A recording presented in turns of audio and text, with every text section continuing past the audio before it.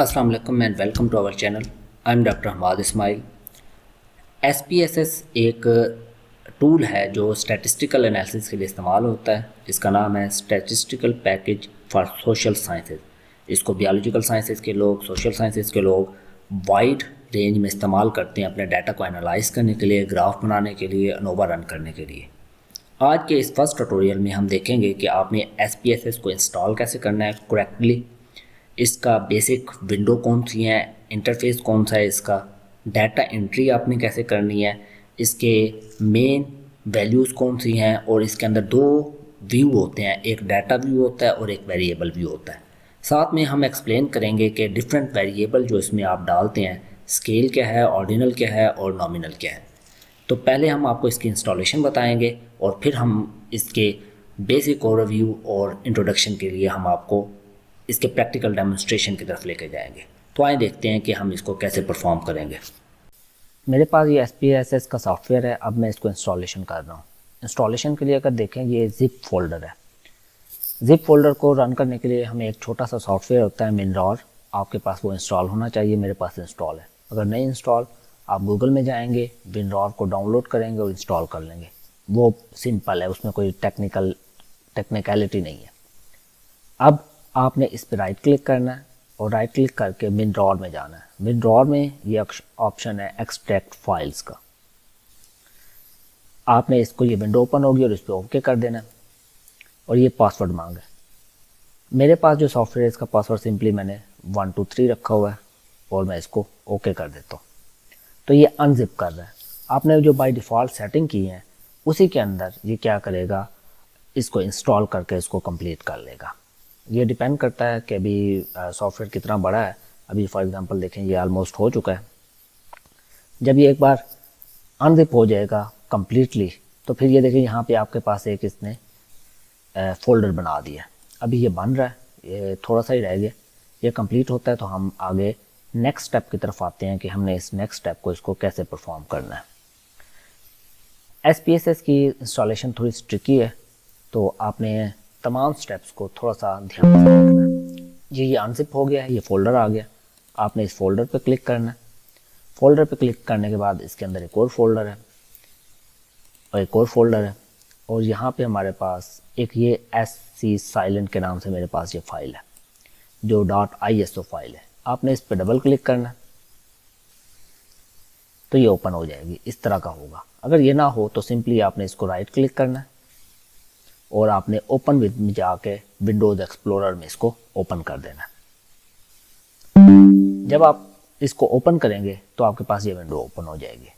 अगर ये इस तरह से आपको ना मिले, जब आपने डबल क्लिक करना है, ये ओपन ना हो, तो उसमें आप देखें कि आप माई पीसी में हैं। माई पीसी में देखें आपके पास ये एक ड्राइव बन गई होगी जो पहले नहीं थी। ये SPSS की है। आपने सिंपली इसको ओपन करना है, यहाँ से राइट क्लिक करके ओपन करना है तो आपके पास वही फोल्डर आ जाएगा। इस फोल्डर में आपने विंडोज़ के अंदर जाना है और विंडोज़ के अंदर एक सेटअप की फाइल है, आपने इसको रन करना। ये ओपन होगा, इसको आपने यहाँ पे यस पे क्लिक कर देना। जब आप यस पे क्लिक करेंगे तो आपके पास ये विंडो ओपन हो जाएगी। यहाँ पे आपने इंस्टॉल IBM SPSS स्टैटिस्टिक 26 पे आपने क्लिक करना है, क्योंकि मेरे पास वर्जन 26 मैं इंस्टॉल कर रहा हूँ, तो आपने इसके ऊपर क्लिक करना है। जब ये क्लिक करेंगे तो इसकी क्या होगी, अब इंस्टॉलेशन स्टार्ट हो चुकी है। यहाँ पे हमने इसको नेक्स्ट करना है, I accept the license agreement. Then हमने इसको नेक्स्ट करना है, यहाँ पे येस पे क्लिक करना है, नेक्स्ट करना है, आई एक्सेप्ट, देन नेक्स्ट पे, then I accept the terms, next पे, और आपसे ये वो पाथ पूछ रहा है। अगर आपके ड्राइव में स्पेस नहीं है तो आप इसको सिंपली चेंज करके C की जगह आप यहाँ पे D लिख दें और ओके कर दें। मेरे पास स्पेस है पड़ी तो मैं इसको C ही रहने देता हूँ। देन आपने इसको नेक्स्ट करना और आपने इंस्टॉलेशन के बटन पे इस पर क्लिक कर देना है। तो हमारी इंस्टॉलेशन यहाँ पे स्टार्ट हो गई है। डिपेंड करता है कि आपके कंप्यूटर की स्पीड कितनी है, उसके अकॉर्डिंगली ये टाइम लेगा और आपकी कॉपीज़ को उसके अंदर प्रॉपरली इंस्टॉल करके आपका सिस्टम क्या है वो अपडेट कर देगा।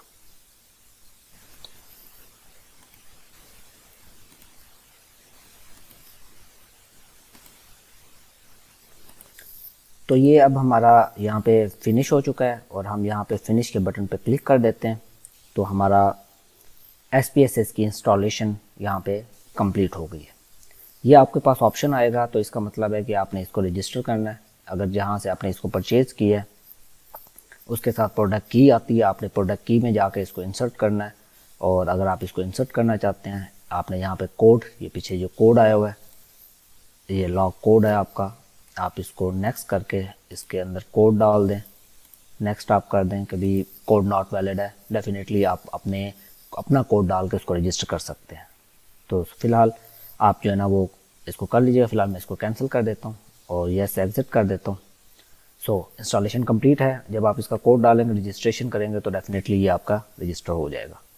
इसको यहाँ से मैं क्लोज़ कर देता हूँ और यहाँ पे ये ड्राइव आई हुई थी, इस पे राइट क्लिक करके इसको मैं इजेक्ट कर देता हूँ। सो मेरा यहाँ पे सॉफ्टवेयर इंस्टॉलेशन का जो पार्ट है दैट इज़ कंप्लीटेड। इंस्टॉलेशन के बाद अब हमने देखना है कि भी SPSS को आपने स्टार्ट कैसे करना है और उसकी बेसिक्स को अंडरस्टैंड करना है। या आपके पास यहाँ स्टार्ट में डेस्कटॉप पे SPSS का आइकन बन जाएगा, या यहाँ आपने सर्च कर लेना है SPSS। तो ये यहाँ देखें मेरे पास ये आ रहा है IBM SPSS स्टैटिस्टिक 26 और नीचे इसके ऐप लिखा आएगा। आपने इस फाइल को रन करना है।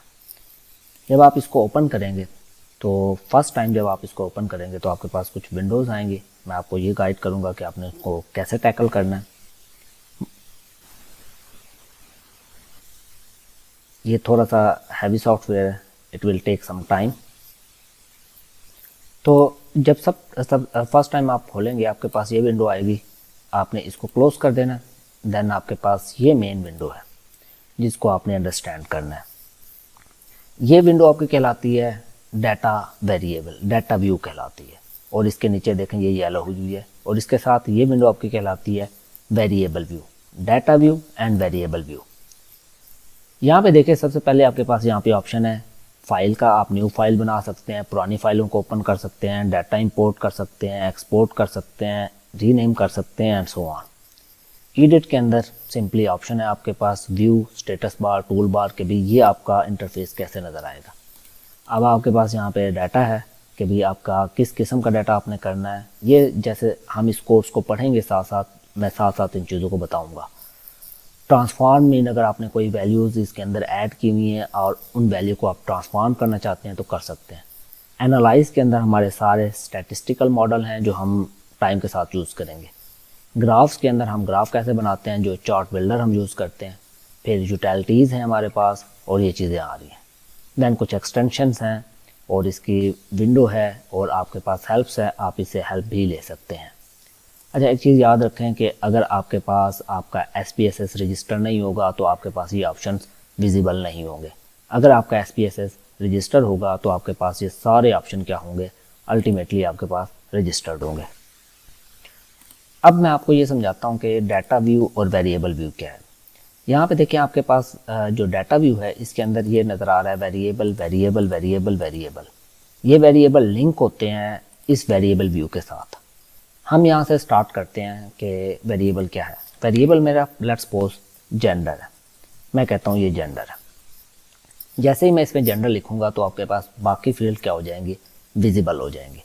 पहली टाइप है कि न्यूमेरिक है। अगर आप इस पर क्लिक करेंगे और आप इस पर क्लिक करेंगे तो आपके पास मल्टीपल ऑप्शंस आ जाते हैं। न्यूमेरिक का मतलब है कि भी कोई इसके अंदर वैल्यू होनी चाहिए। कॉमा का मतलब कॉमा, डॉट, साइंटिफिक नोटेशन, आपने डेट ऐड करनी है, dollar sign, custom, string add करना है या कोई और आगे उसकी क्या है विथ और डेसिमल प्लेसेस। ये विथ और डेसिमल प्लेसेस आपको यहाँ पे भी नज़र आ रही हैं। विथ का मतलब है उस सेल की विथ कितनी होगी और कितने डेसिमल प्लेसेस होंगे। लेट्स सपोज मैंने यहाँ पे जेंडर ऐड की और जेंडर में अब ये मैंने कहाँ पे ऐड की है, वेरिएबल व्यू में। अब मैं आता हूँ डाटा व्यू में। डाटा व्यू में देखें पहले ये नहीं था, अब मेरे पास जेंडर आ गया। जेंडर का मतलब है कि भी इस जेंडर की प्रॉपर्टीज़ क्या हैं, ये न्यूमेरिक है, इसकी विथ 10 है और डेसिमल पॉइंट 2 है। मैं कहता हूँ कि इसकी जेंडर 1 है लेट्स सपोज, तो इसने ये लिखा है 1.00 मीन 2 डेसिमल पॉइंट दिए हैं। अगर मैं इसमें लिखता हूँ मेल तो ये इसको एक्सेप्ट नहीं करेगा। क्यों नहीं एक्सेप्ट करेगा, क्योंकि मैंने इसके अंदर टाइप न्यूमेरिक दी हुई है। बट अगर मैं इसमें मेल लिखना चाहता हूँ तो मैं इसको क्या करूँगा, वेरिएबल व्यू में आऊँगा, इसमें यहाँ पे ये 3 डॉट्स पे क्लिक करूँगा और इसको मैं दूंगा स्ट्रिंग।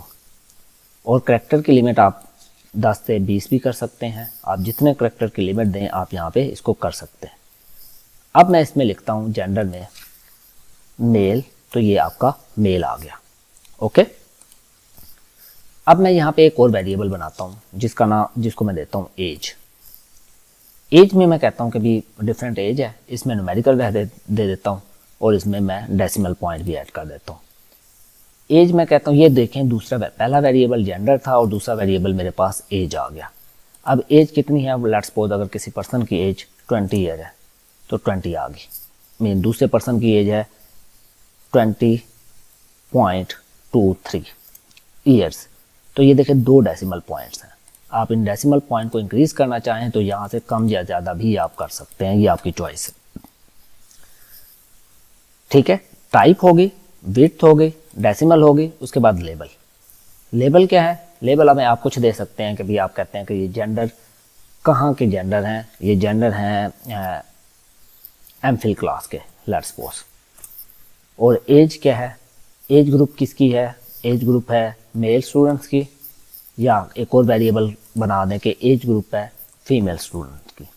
ये एक एडिशनल चीज़ है, आप इसमें लेबल करेंगे, जब हम आगे इसके स्टैटिस्टिकल एनालिसिस करेंगे तो आपको ये फ़ायदेमंद देगी। अब वैल्यूज़, अब देखें मैंने कहा कि भी ये जेंडर है, जेंडर के अंदर मैंने कहा कि इसको मैं चेंज करता हूँ, मैंने इसको रखता हूँ न्यूमेरिकल। दोबारा से मैं इसको किस में रखता हूँ, न्यूमेरिकल में, और इसकी विड्थ दे देता हूँ लेट्स सपोज मैं 8 ही दे देता हूँ जो बाय डिफ़ॉल्ट है। तो मेरे पास ये आ गया। अब यहाँ पे मैं लिख देता हूँ कि मैं कोडिंग करता हूँ, यहाँ पे जो आपकी वैल्यूज़ हैं इसमें 3 डॉट्स हैं, इन डॉट्स को ओपन करूँगा और मैं यहाँ पे कोडिंग दूंगा। वैल्यू मेरे पास क्या है, पहली वैल्यू क्या है, मैं कहता हूँ 0 है, और 0 को मैं लेबल दे रहा हूँ मेल, और यहाँ पे मैं ऐड कर देता हूँ और इसको ओके कर देता हूँ। फिर से जाता हूँ और यहाँ पे मैं लिखता हूँ 1 का मतलब है ये क्या है, मेरे पास फीमेल है, इसको मैं ऐड करता हूँ और मैं इसको ओके कर देता हूँ। तो अब देखें मेरे पास 2 वैल्यू हो गई, 0 और 1। 0 को मैंने मेल कह दिया है और 1 को मैंने फीमेल कह दिया है। अगर मेरे पास कोई और वेरिएबल है एक, मैं इसमें ऐड करता हूँ 2, और 2 को मैं दे देता हूँ लेट्स सपोज कोई ट्रांसजेंडर है, और इसको ऐड कर देता हूँ, ठीक है, और ओके कर देता हूँ। तो मेरे पास अब देखें यहाँ पे 3 वेरिएबल आ गए, 0, 1, 2। तो यहाँ पे जब मैं इसका एनालिसिस करूँगा, ये 0, ये 0, ये 0, ये 1, ये 1, ये 1, ये 2, ये 2, ये 2। तो अल्टीमेटली बात है कि यहाँ पे मेरे पास क्या हो रहा है, ये आपके पास शो हो रहा है कि भाई 0 का मतलब है मेल, 1 का मतलब है फीमेल और 2 का मतलब है जेंडर। यहाँ पे ये कोडिंग नज़र आ रही है आपको सिर्फ, बट अगर आप इस कोडिंग से डी कोडिंग की तरफ जाना चाहते हैं, आप कहते हैं कि आपको 0, 1 नज़र ना आए बल्कि आपको इनका नाम नज़र आए, तो ये एक ऑप्शन है यहाँ पे ए और 1 का, आप इस पर क्लिक करें तो देखें ये आपको नज़र आ रहा है कि भी male male, female female, transgender transgender. जब इसको दोबारा क्लिक करेंगे तो 0, 1 नज़र आएगा। ये ऑप्शन आपके पास तभी विजिबल होगा जब आपने यहाँ वैल्यूज़ के अंदर कोडिंग की हुई हो। इसी तरह आप एज के अंदर कोडिंग कर सकते हैं कि भी लेट्स सपोज आपके पास कोड 0 है और 0 में आपके पास एज है 0 से लेकर 10 तक, आप इसको ऐड कर दें। दूसरी वैल्यू है आपकी 1, और 1 से आपके पास है 11 से लेकर आप कह लें कि भी मेरे पास 20 ईयर्स के लोग हैं, और 2 में आपके पास 21 से लेकर 30 एज के लोग हैं, एंड सो ऑन। आप इसको ओके कर दें। तो यहाँ पे देखें आप, इसी तरह आप इसको कह सकते हैं कि भी यहाँ पे 20, 21,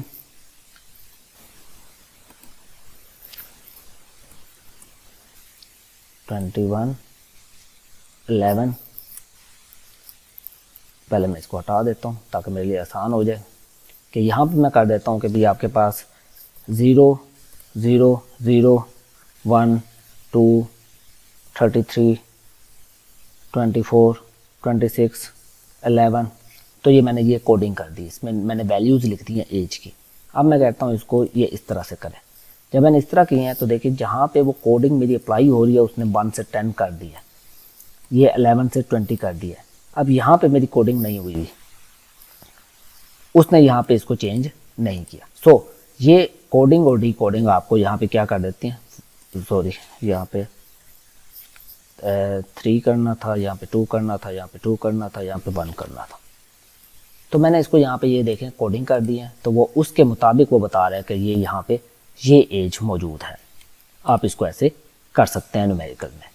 सो हमने लेबल भी दे दिया, वैल्यू भी दे दी, और यहाँ पे मिसिंग वैल्यूज़ हैं। अगर आपके पास कोई मिसिंग वैल्यू है डाटा के अंदर, आप उसको कोई रिमूव करना चाहते हैं या ऐड करना चाहते हैं तो आप कर सकते हैं। देन आपके पास कॉलम की विड्थ है कि कॉलम की विड्थ कितनी है, आप इसको यहाँ से भी पकड़ के एडजस्ट कर सकते हैं या यहाँ से भी आप एडजस्ट कर सकते हैं। ये आपकी अलाइनमेंट है, आप इसको लेफ़्ट अलाइन कर सकते हैं। ये देखें, ये वाला कॉलम लेफ़्ट अलाइन है, ये वाला कॉलम राइट अलाइन है। और ये एक इम्पोर्टेंट चीज़ है, जब आप इस पर क्लिक करेंगे मैयर में हमारे पास 3 चीज़ें हैं, एक स्केल है, एक ऑर्डिनल है और एक नॉमिनल है। स्केल क्या होता है? स्केल ये होता है कि भी आप किसी स्केल के ऊपर काम कर रहे हो। लेट्स सपोज आप कहते हैं टेम्परेचर है, टेम्परेचर का एक स्केल होता है।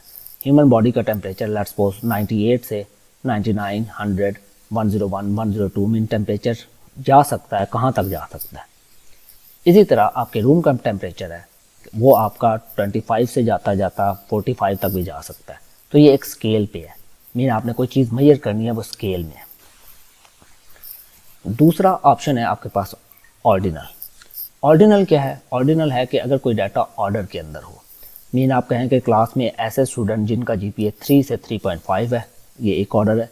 ऐसे स्टूडेंट जिनका जीपीए 3.5 से 4 है, वो दूसरा ऑर्डर है। इसी तरह आप कहें कि भी ऐसे स्टूडेंट जिनकी एज 20 से 25 है, ऐसे स्टूडेंट जिनकी एज 20 से 30 है।